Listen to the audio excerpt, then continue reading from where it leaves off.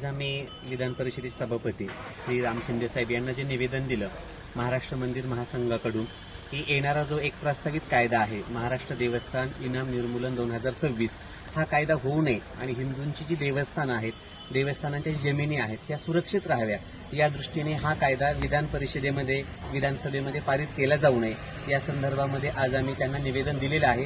त्यांनी आम्हाला सकारात्मक प्रतिसाद दिला आणि निश्चितपणे या पद्धतीचा कुठलाही होणार नाही आणि आम्ही त्या संदर्भातली काळजी घेऊ असं त्यांनी त्या ठिकाणी सांगितलेलं आहे। आणि यासोबतच आम्ही अधिकाधिक समाजामध्ये जाऊन जे आपले हिंदुत्वनिष्ठ आहेत धर्मप्रेमी आहेत मंदिर विश्वस्त आहेत यांच्या माध्यमातून हा जो कायदा होऊ घातलाय याला अधिकाधिक हरकती नोंदवण्याच्या दृष्टीने आज आम्ही प्रयत्न करणार आहोत। अधिक माहितीसाठी स्टार इंडिया 1 न्यूज पाहत रहा। चॅनलला सबस्क्राइब करा आणि अशाच अपडेट्ससाठी बेल आयकॉन दाबा।